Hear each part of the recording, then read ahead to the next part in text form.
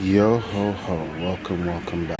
We have Lenovo P3 ThinkStation workstation with the i7 13th gen processor, adding 16 gigs of RAM and a GeForce RTX 4060.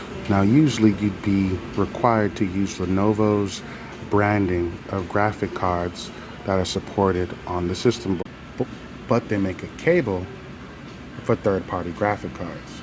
Remove your fan assembly, pop that thing, install your GPU. This is part number 4XF1M24241.